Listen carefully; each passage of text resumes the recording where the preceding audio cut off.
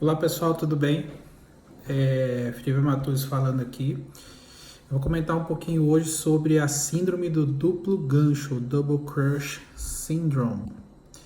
Acabei de atender um paciente com isso e a gente aprende muito em osteopatia que seriam alguns pontos que são que é a compressão de alguns pontos ou estiramento de alguns pontos do trajeto neural, e isso pode levar, digamos assim, a dores ou sintomas mais distais, muito comum nos membros superiores, também comum nos membros inferiores.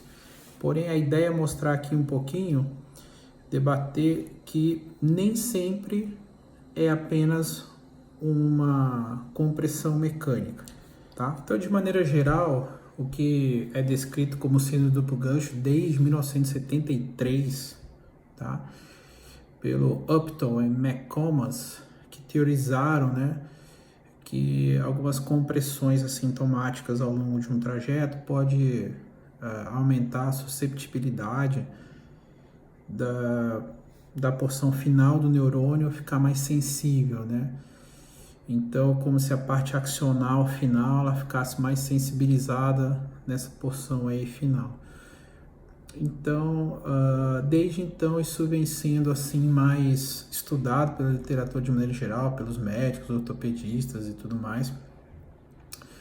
E estima-se, por exemplo, que mais aí de 70% das pessoas que operam de síndrome do túnel do carpo, eles tenham relação com síndrome de duplo gancho e não apenas uma síndrome do túnel do carpo, tá?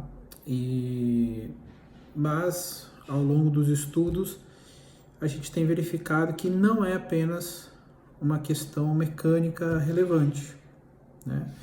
Então, o estudo de Delphi, né, que foram especialistas internacionais aí no ano de, deixa eu pegar aqui, cadê? No ano de 2011, né, publicaram na Manual Therapy aqui.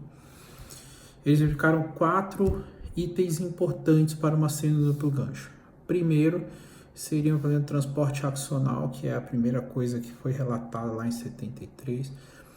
Segundo, uma resposta imune, né, no cono dorsal da raiz medular, tá, o que a gente normalmente não leva muito em consideração, né, as regulações de íon neural, né, e isso acaba envolvendo uma questão vascular associada e as inflamações neuronais locais.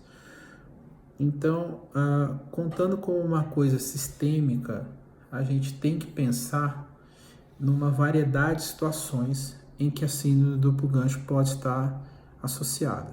Vamos lá a elas. Então, primeiro, condições anatômicas estruturais, como costela cervical, pontos faciais de meralgia parestésica, por exemplo, que são aquelas faces mais adensadas, aponeuroses extras que podem ocorrer. Então, vários desses casos devem ser descartados.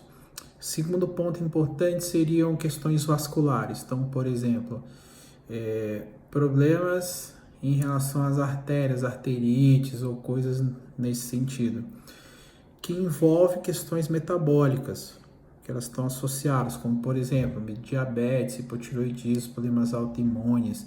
Eles colocam até questões como HIV, paralisia de Bell, ou seja, guarda-se uma relação da função neural com a função arterial com a função metabólica, tá? E, obviamente, problemas cirúrgicos ou farmacológicos. Então, aqui a gente vai mostrando uma tabela que tem lá no artigo, ó, mostrando algumas listas das alterações e sua plausibilidade. Então, o primeiro lá o transporte axonal, depois os transportes de íons, as inflamações, continuidade do neuroma, sensibilização central, nervos alterados, fatores cognitivos, enfim, uma série de problemas que podem estar associados. E nessa segunda tabela, a gente verifica a plausibilidade de fatores sistêmicos ali como no primeiro lugar, né? Além disso, a intoxicação por medicação, alguma coisa da idade, estilo de vida, enfim. Então, nesse estudo, ele é muito interessante porque, de fato, ele fecha questão sobre coisas sistêmicas.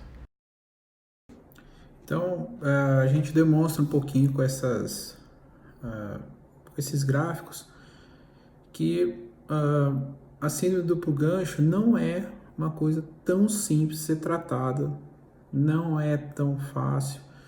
Ela envolve questões sistêmicas, ela envolve questões autonômicas, ela envolve questões vasculares, ela envolve questões metabólicas, autoimunes, ou seja, é uma condição normalmente sistêmica, tá?